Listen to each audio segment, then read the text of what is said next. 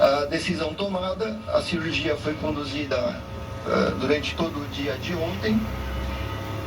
E eu já tinha em mente que seria um procedimento bastante complexo e bastante trabalhoso, em função de uma experiência prévia com casos semelhantes. A grosso modo, a situação do ex-presidente era a seguinte: era um abdômen hostil, múltiplas cirurgias prévias, aderências causando um quadro de obstrução intestinal e uma parede abdominal bastante danificada em função da facada, em função das cirurgias prévias. E isso já nos antecipava o fato de que seria um procedimento bastante complexo e bastante trabalhoso.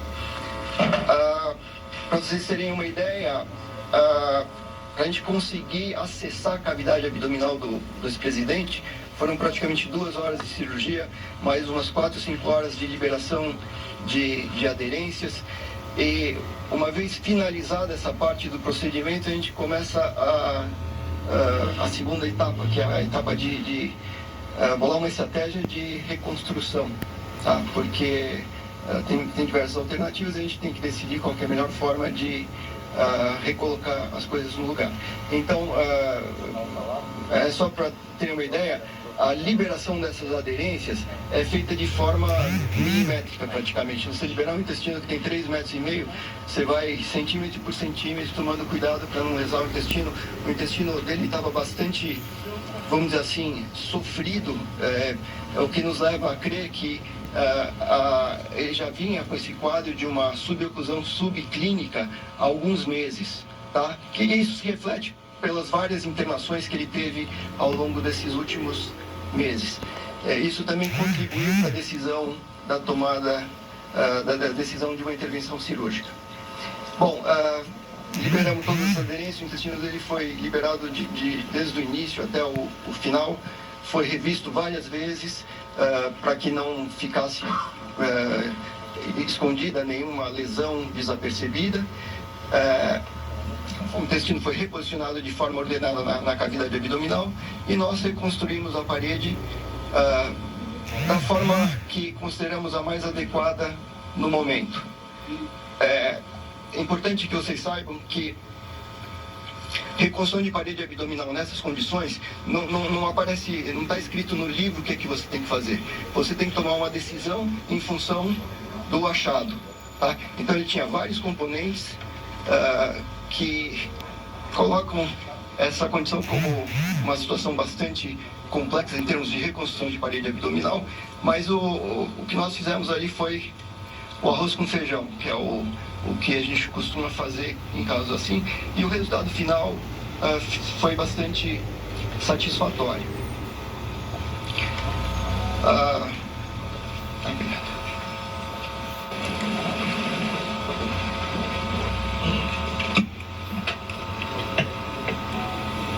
Ao término do procedimento, nós nos demos por satisfeitos e agora nós temos essa primeira fase do pós-operatório, que são essas primeiras 48 horas, que são bastante críticas em função de tudo isso que o Dr. Leandro comentou. Então a gente tem que ficar alerta, tem que ficar de olho. E aí, depois dessas primeiras 48 horas, a gente entra numa outra fase de pós-operatório, tá? Que é uma fase um pouquinho mais tranquila, mas já antecipo para vocês que não tenham grandes expectativas de uma evolução rápida, tá? A gente precisa deixar o intestino dele descansar, desinflamar, retomar sua atividade, para só depois pensar em realimentação por via oral, enfim, daí para frente retomada de outras atividades. Nesse momento ele será mantido com uma nutrição, que a gente chama de nutrição parenteral, que é nutrição na veia, sem expectativa de que ele volte a se alimentar hoje ou amanhã ou depois, tá? Ele só vai voltar a receber alimentação por via oral no momento que o intestino retomar a sua atividade fisiológica. Eu acho que é basicamente isso. Por enquanto eu fico à disposição para perguntas. Doutor, Fernando da Times Brasil, há uma possibilidade de fazer uma outra cirurgia após essa de ontem? Assim, tem alguma chance, digamos assim? Eu espero que não. Tá? Nós fizemos uma cirurgia com a ideia de que fosse uma cirurgia definitiva, vamos dizer assim. Naturalmente, novas aderências vão se formar, tá? Isso aí é inevitável. Um paciente que tem um abdômen hostil, por mais que você solte tudo, essas aderências voltam a se formar, tá? Então, embora a gente tenha tentado estabelecer a condição mais fisiológica possível para a cavidade abdominal, eu não posso falar, olha, está resolvido o problema, tá?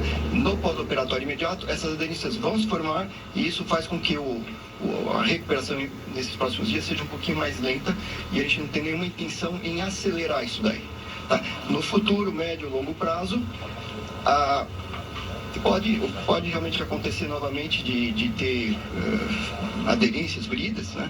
E aí a gente lida com cada caso de forma individualizada. Com relação à reconstrução da parede, hérnia tem um problema, né? Por mais que você faça, melhor sempre hérnia tem uma situação que pode recidivar, pode voltar. Mas eu acho que o resultado final ficou bastante satisfatório na minha opinião. Peraí, só um minuto. A regra aqui, a primeira fileira, por favor. Felipe, eu vou chegar em você, tá? Fica tranquilo. Alguma pergunta na primeira fileira? Deles, por favor. Só considera que do começo ao fim, nessas 12 horas de cirurgia, com toda essa equipe cuidando do coração, pulmão, detalhes, houve algum momento mais tenso, onde houve um risco muito maior? Ok, não. Durante todo o período a gente ficou bastante tranquilo, bastante à vontade, mas naturalmente no início da cirurgia, nas primeiras horas, você não sabe o que você vai encontrar. Então, eu posso dizer que o momento mais tenso, mais incerto da cirurgia foi no acesso inicial à cavidade abdominal. A gente tem que fazer isso com muito cuidado para não lesar mais o intestino, que já está bastante sofrido. E encontrar exatamente o que esperava? Exatamente o que eu acreditava que ia encontrar foi o que nós encontramos. Ok. Doutor João Paulo, do Jornal Povo, eu tenho duas perguntas. A primeira, eu queria entender o que são aderências, porque é a parte da parede que se junta com a outra, gera ferida. E a segunda, quais são as restrições do presidente no médio e curto prazo? Ele vai poder voltar a viajar em quanto tempo? A expectativa de alta na próxima semana, daqui 15 dias? Nos casos, da frequência desses casos, como que isso ocorre? Ok, então vamos lá. Toda vez que você viola a cavidade abdominal, ou quando você faz uma laparotomia, no caso do presidente, a primeira cirurgia foi uma laparotomia de extrema urgência, porque ele estava morrendo. Toda vez que você viola uma cavidade, você coloca inadvertidamente contaminantes dentro da cavidade, que é pó da luva, fiapo das compressas que usa para fazer o controle do sangramento. E esses contaminantes, eles causam uma reação inflamatória no peritônio, e o peritônio ele reveste tanto os intestinos quanto a parede abdominal. E essa reação inflamatória resulta em aderências. Se você abrir o abdômen de alguém que nunca teve nenhuma cirurgia, o intestino é todo soltinho. Mas quando você abre um abdômen que já foi operado 4, 5, 6 vezes, as alças intestinais elas são todas agrupadas, quer dizer, você não consegue individualizar, a menos que você faça a liberação dessas aderências.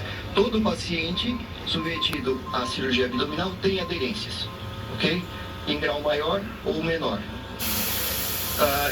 Grande parte dessas aderências elas são assintomáticas, elas não causam nenhum problema, mas eventualmente, e todo paciente que já foi operado sabe que pode cursar com a formação desse quadro que a gente chama de suboclusão intestinal.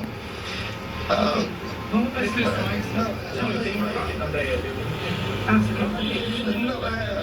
A expectativa é que ele volte a ter um padrão de vida melhor, se alimentar melhor, e a nossa expectativa é que seja sem restrições, exceto restrições agora no pós-operatório imediato, nesses próximos 2 ou 3 meses, que precisa conter a parede abdominal com cinta, etc.